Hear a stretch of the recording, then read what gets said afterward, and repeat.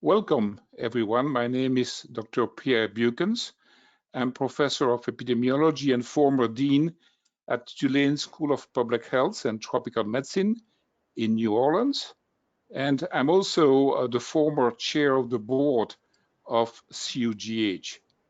It is really my great and distinct pleasure today to interview Dr. Hugo Lopez-Gatell for what will be the keynote interview for our 12th annual meeting of the Consortium of Universities for Global Health.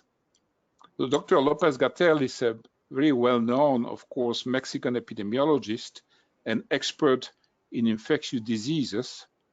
Since December 2018, time flies, right? He has been the Deputy Secretary of Prevention and Health Promotion for Mexico. And since the very beginning of the COVID pandemic in January 2020, he has been really the leading spokesperson for Mexico's COVID-19 task force. So welcome, Dr. Lopez-Gatell. Thank you very much. And this will be a conversation. So you are really the point person for the Mexican government response to COVID-19. And I'm sure you're facing a lot of challenges.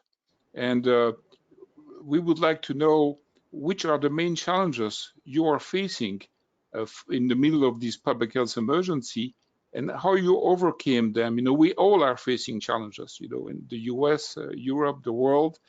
But tell us, what is the situation in Mexico? What are the main issues and how are you addressing them?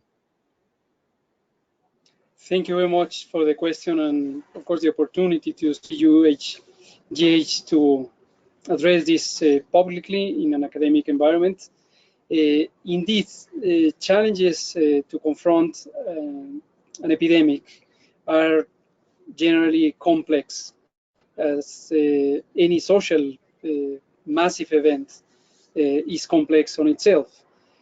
Some of the challenges are related to the size of the epidemic.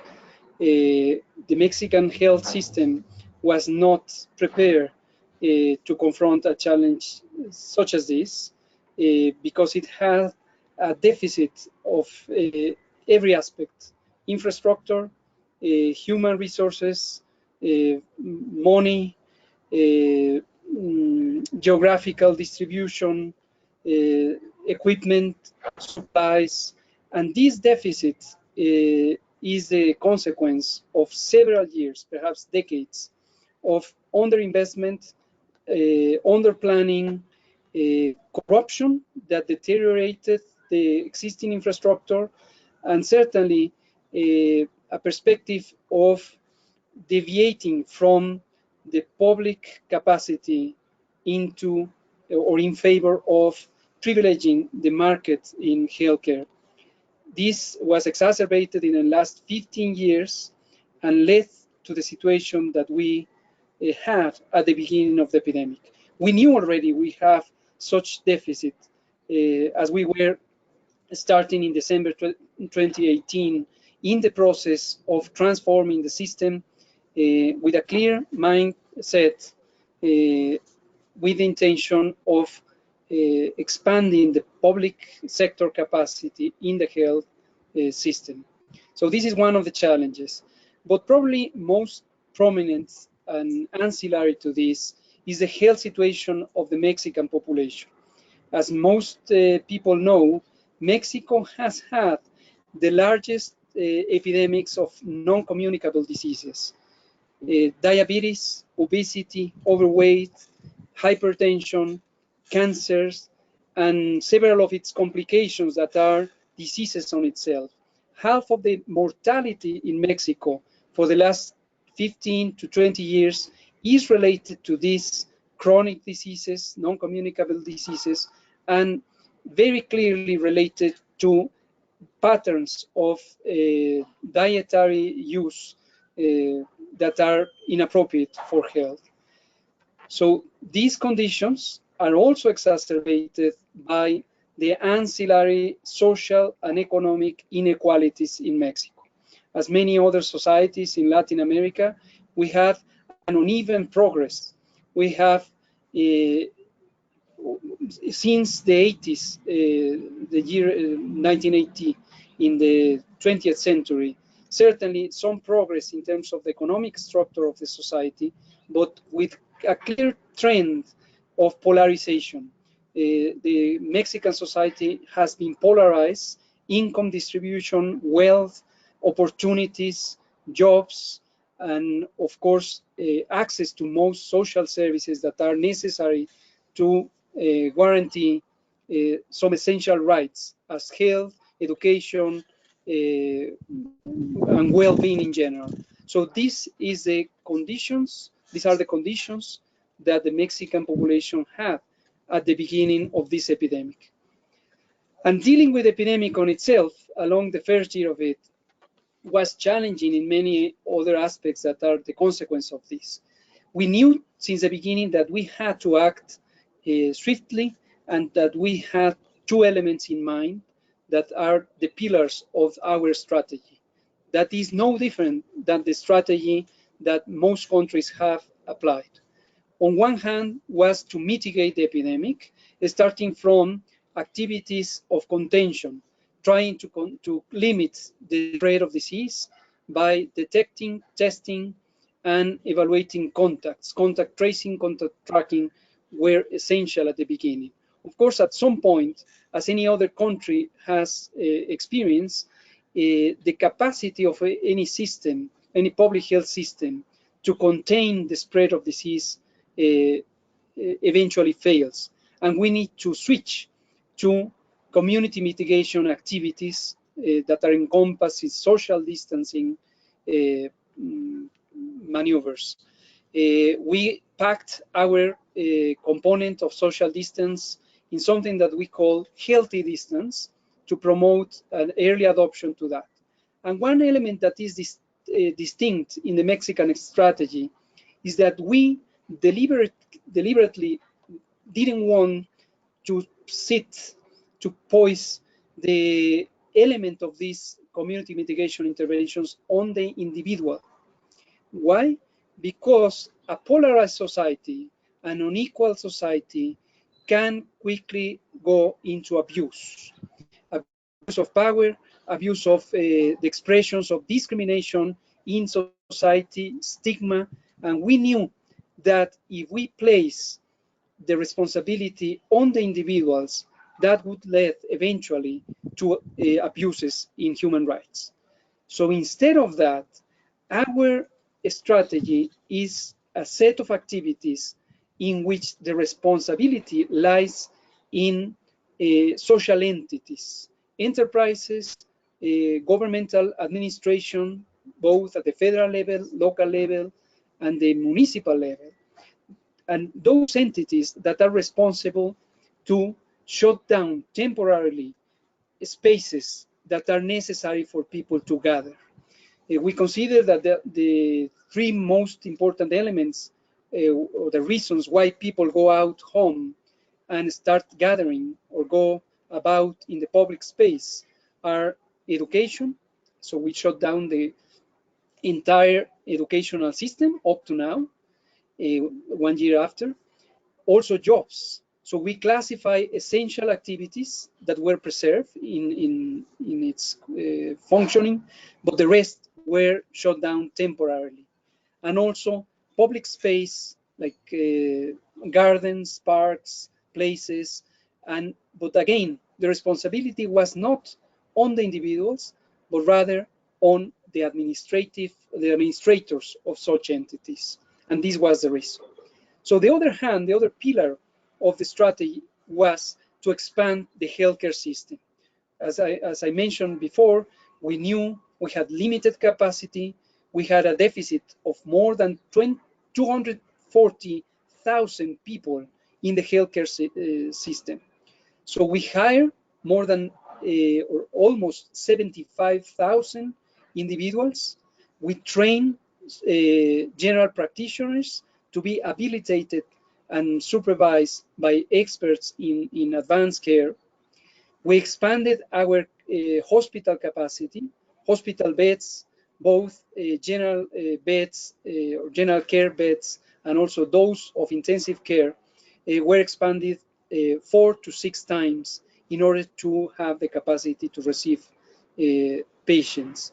And finally, a crucial element was health promotion. And we consider all the time, and I contemplate we will consider this an essential element, be transparent. Risk communication, social communication, health promotion were central also to our strategy. That's why the President of Mexico, Mr. Andrés Manuel López Obrador, established that we follow a daily press conference. Up to now has been more than 320 conferences. And we believe it is important for us to communicate all the time in full transparency in order to engage the population in healthcare activities in front reference to healthcare and also these social distancing activities. Yeah, Dr. Lopez-Gatell, we have many leaders watching us today. Some are secretaries or minister of health, and I think that some of them, must be wondering if it's really feasible to have a press conference devoted to health every day at 7 p.m. after attending the 7 a.m. conference with the president. So they're kind of wondering, is that really humanly possible? And so you're doing it. Is this a big burden for you? I mean, you have to be with the president at 7 a.m. and then you do your 7 p.m. and tell us about your experience. I mean, are you recommending this to the other leaders who are watching us today? They are a bit nervous, maybe. Well, you're raising the bar. You're raising the bar. Thank you very much. Here is a challenge, of course.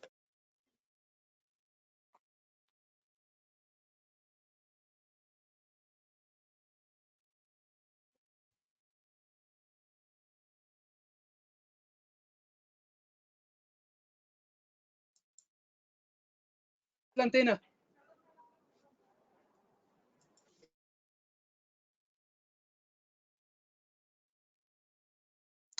I think you're back.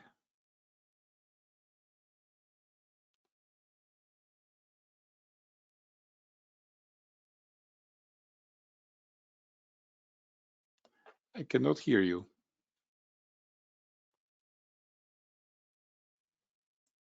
It is challenging in terms of the, maintaining attention, maintaining the strength to be able to have this work schedule. But we believe it is necessary. It doesn't have to be a person, I believe, that communicates all the time. And in the last few months, we have diversified the group. Of course, I had this task that I conduct with all my pressure, and it is an honor for me to represent Mexico's government in front of our people. But of course, it's a team. It's a full team of experts working together, coordinating the efforts, both in preparing, conducting, overviewing the activities, and also to communicating. But in terms of the relationship between the government and society, we do believe it is crucial to have a full-time attention to communicate, to listen, to be sensitive to people's needs in order to have a perspective that encompasses the full government and the full society. Maybe I missed it, but did you?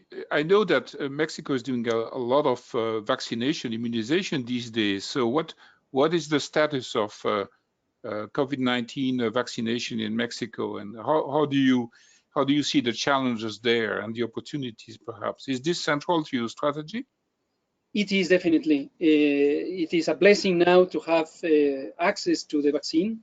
We started preparing such access in the middle of 2020, in about the month of August, when global efforts were preparing to that. and we knew it was crucial to have timely access to vaccines. We decided to go in two ways. One was the solidarity of the global community through mechanisms such as COVAX initiative, the COVAX platform, that we supported very much because we consider it is essential to handle a pandemic, that every country, every nation, every people had the opportunity to have access to essential supplies such as the vaccines. But also at the same time, we wanted to guarantee that the Mexican people had prompt access through other mechanisms. And that's why we engage in bilateral negotiations with the laboratory, the pharmaceutical laboratories, in order to also have timely access to that. We started our program, vaccination program, on December, during December, on December 24th. We were the first Latin American country to start vaccination. And we have continued to that. And we plan to cover the entire Mexican population, over 126 million people. And we know that the most important challenge has been the pace at which vaccines are produced and the way they are distributed between the countries. As it happened in all the times, I remember the H1N1 epidemic in 2009, as I also was a government official and participated on that it was very challenging to have an even distribution, or at least somehow even distribution of these vaccines. So the pace at which we get the vaccines is determined basically by the pace of delivery and the production by the companies. But we are fully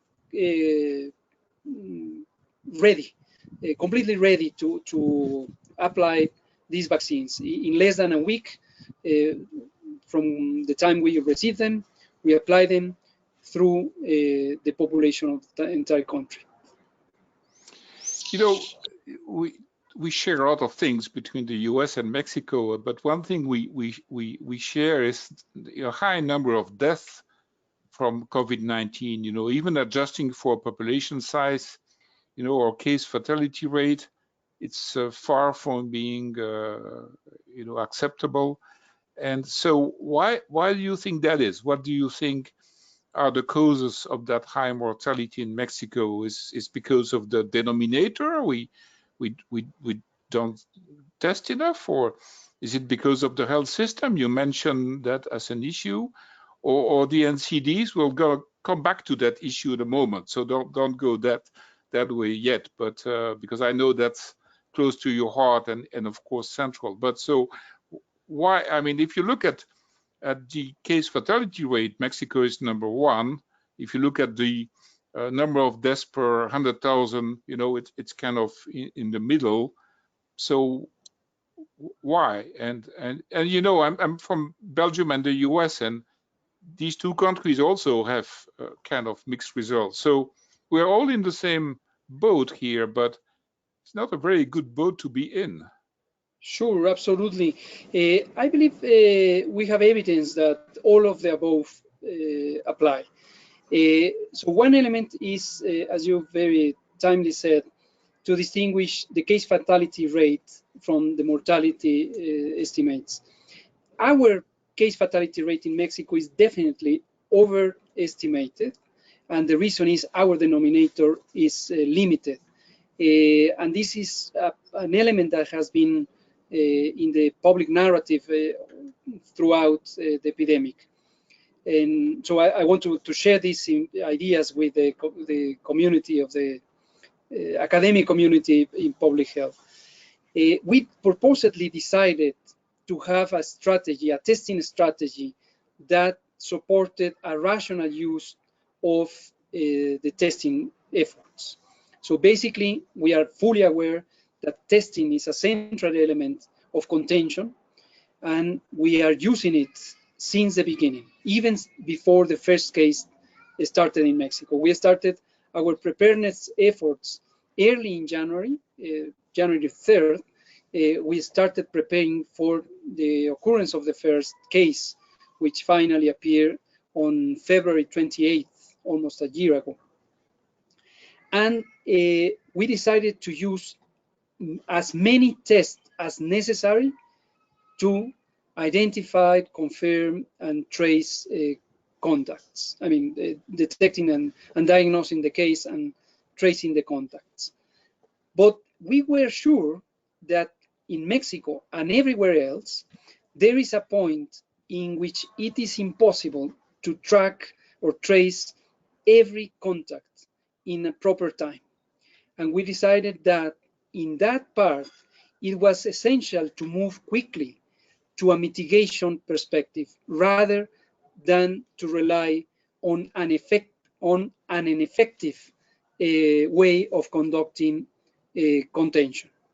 So my point is, we know that pretty much every country continues to conduct contention as we do, but in almost every country, contention has its limitation. So insisting in performing contention as the sole measure, when you have an entire population that can contribute with social distancing, we believe it is unnecessary. So testing is a complement or is a means of conducting the public health efforts, both in contention and mitigation. But it is not massive testing the response to that. So that's why we maintain a limited number of tests. And I insist, I couldn't stress this more, as many as necessary. But our central efforts on detecting cases are based on syndromic surveillance. Of course, we are also aware that pre-symptomatic individuals can spread disease. Most controversial is whether completely asymptomatic individuals can spread the disease, but pre-symptomatics do. So we also have case definitions that encompass epidemiological link as a measure of confirmation, also the context, and also just the clinical syndrome on itself, when it is related to somebody who has already been contact of another person, which is confirmed. So having said that, I go back to the case fatality. It is overestimated because we have a denominator that doesn't reflect the entire size of the diseased population, as in every other country. One difference is that we have said this very vocally since the beginning, and we will continue doing so.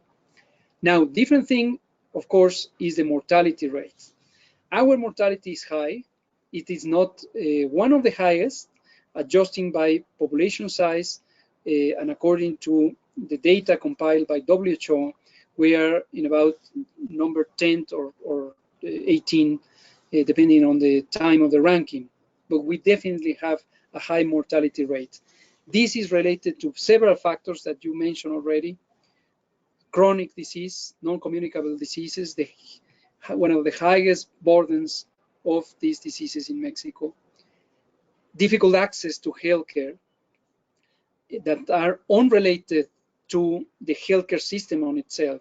Barriers such as distance, transportation, and even information that people don't necessarily have, especially in the poor human settings. Other elements include, and this is quite tragic, public's perception about risk. The public sometimes have paradoxical reactions to risks. Of course, very respectful, but challenging for public health practitioners.